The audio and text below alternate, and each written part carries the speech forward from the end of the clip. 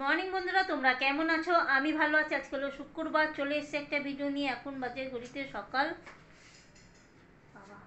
9:45 বাজে। উঠেছি আজকে অনেক দেরি করে, প্রায় 8:45টার কাছাকাছি উঠে বাসি কাজ সেরেছি।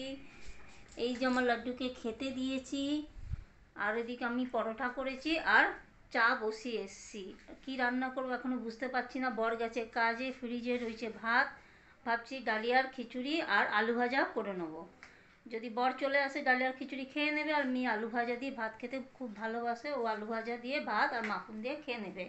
আর আমাদের এখানে ভোরবেলা থেকে হচ্ছে বৃষ্টি, আকাশের অবস্থা খুবই খারাপ। দাঁড়াও দেখাচ্ছি তোমাদেরকে। বৃষ্টি হয়েই যাচ্ছে, ভোরবেলা থেকে বৃষ্টি হচ্ছে। দেখো আকাশের অবস্থা খুবই খারাপ। আমি চলে এসেছি রান্নাঘরে, আলু ভাজাটা বসিয়ে দিয়েছি আর পরে ডালিয়ার খিচুড়িটা বসাবো। এদিকে হঠাৎ করে কাজের দিদি ফোন করে বলছে আমি আসবো না। এবার হঠাৎ করে বললে না খুব অসুবিধা হয়ে যায়, কারণ আমি একা হাতে সমস্ত কাজ করতে হয়, ঘর মোছা, বাসন মাজা, কাপড় কাচা, সমস্ত কিছু করতে হয়। আর আগে অনেক কাজ করেছি, কিন্তু এখন আর অভ্যেসটা নেই বলে না, এখন একটু হাঁপিয়ে যাই।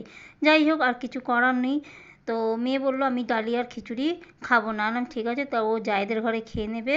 আর আমি একটু বেশি করেই খিচুড়ি করছি, যদি বর হঠাৎ করে যদি চলে আসে, বলা তো যায় না, তখন ডালিয়ার খিচুড়ি খেয়ে নেবে। আবার রাতেরটা আবার রাতেই করব। আর অনেক বাসন বেরিয়েছে, যেহেতু কালকে একটু টুকটাক বাসন ছিলই, আর সকাল থেকে টিফিন করা হয়েছিল। আমি জানি দিদি আসবে, ও হঠাৎ করে বললো আসবে না, সেই জন্য বাসনটাও বেরিয়ে গেছে।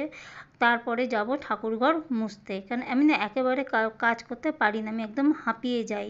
ঠাকুরঘর আমি মোছা হয়ে গেছে অনেকক্ষণ আগে, তারপরে একটু বসে তারপরে বড় ঘরটা মুছে নিচ্ছি। কারণ আমি না এক নিঃশ্বাসে যদি দুটো ঘর মুছি না, আমার শ্বাসকষ্ট উঠে যায়। যেহেতু আমার শ্বাসের প্রবলেম আছে, দুপুরে একটা ইনহেলার নিতে হয় আর রাতে একটা ইনহেলার নিতে হয়। ওই জন্য একটু করে কাজ করি, হাঁপিয়ে যাবে না একেবারে, যে এক নিঃশ্বাসে যে কাজ করব সেই জিনিসটা আমি পারি না। আর লাঠি দিয়ে না ঘর মুছে পোষায় না, আলমারির তলা, খাটের তলা মোছা যায় না, ওই জন্য আমি হাত দিয়েই মুছছি। বাজে ঘড়িতে 8:10। মেয়ে গেছিলো পড়তে, চলে এসছে। সকালবেলা পরোটা করেছিলাম, ও খায়নি সকালবেলা পরোটা, জায়েদের ঘরে খেয়েছিল পাও ভাজি। ওই জন্য পরোটা আর আলু ভাজা খাচ্ছে। দুধ খাবে না? হ্যাঁ, দুধ খাবে না এই মেয়েটা। হ্যাঁ, দুধ খাবে না। পরোটা দাও, পাও ভাজি দাও। হ্যাঁ, আবার রাতেরবেলা বলছে কি রাতের জন্য আলু ভাজা করো। এত ভাজাভুজি খেলে জানিস স্কিন খারাপ হয়ে যাবে, স্কিনটা খারাপ হয়ে যাবে, বুঝেছো? ভাত আছে, আর কালকের ভাত ফ্রিজে রাখাই রয়েছে। ডালিয়ার খিচুড়ি রয়েছে, একটুখানি আলু ভাজা রয়েছে, এখন ডাল সেদ্ধ বসিয়েছে, আর একটু আলু ভাজবা, 3টে পরোটাও রয়েছে। এখন যাব ফ্রিজটা পরিষ্কার করবো রান্নাঘরে। আর এই রান্নাঘর বলছি, ফ্রিজটা পরিষ্কার করবো, আর ঠাকুর ঘরে একটু কাজ বাকি আছে, ওইটা করে নেবো পরিষ্কার। গুনগুন, আজকে তুই রান্না কর, কর না বাবু। আমি চলে এসেছি ফ্রিজটা পরিষ্কার করতে। অনেক দিন ধরে ভাবছি ফ্রিজটা পরিষ্কার করবো, কিন্তু সময় আর হয়ে ওঠে না। সকাল থেকে রাত পর্যন্ত শুধু কাজই কাজ। সকালে হয়ে যায় এক দফা কাজ, আবার বিকেল সন্ধ্যের থেকে হয় আরেক দফা কাজ। ফ্রিজ আমার পরিষ্কার হয়ে গেছে, পুরো 1 ঘন্টা সময় লেগেছে এই ফ্রিজ আমার পরিষ্কার করতে।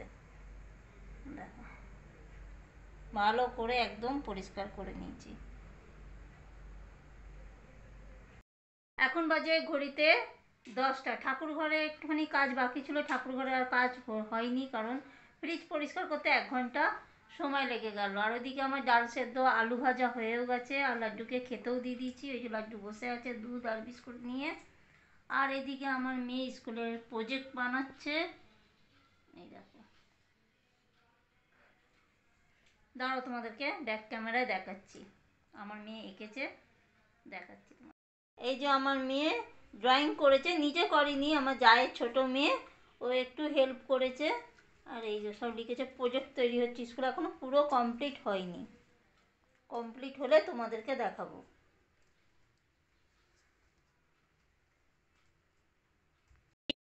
তোমার নাকি দেরি হয়ে যাচ্ছে ঘুমাতে, তা এখন কেন করছো, সময় নষ্ট করছো? আর তুই কি করছিস? হ্যাঁ, না না, লাড্ডুকে শোয়াও আর রান্নাঘরের জানলা বন্ধ করো। তোর বাবা তোর বাবার এখন আর দেরি হচ্ছে না, তখন আমাকে বললো আমার দেরি হয়ে যাচ্ছে শুতে, ভোর 4টে উঠতে হবে। স্কেল দে তো। কাকে মারবে, গুনগুনকে? হ্যাঁ, গুনগুনকে মারবে কিনা বলো আগে। গুনগুন ভয় পাচ্ছে স্কেল দিতে। দে বাবু দে, দে বাবু তুই একটু মার খাস, আমি একটু দেখি। অনেক দিন পর গুনগুন আজকে ওর বাবার কাছে মার খাবে, তাই তো গুনগুন? ওই কাকা, তাই তো মার খাবি তো। আমাদের খাওয়া দাওয়া হয়ে গেছে, এখন বাজে ঘড়িতে 11:45। তাহলে বন্ধুরা আমার ভিডিও আমি এখানেই শেষ করছি। যদি ভালো লাগে তাহলে লাইক শেয়ার কমেন্ট, ওতে অবশ্যই সাবস্ক্রাইব করে দিও। তোমরা ভালো থেকো, সুস্থ থেকো। টাটা বন্ধুরা, গুড নাইট।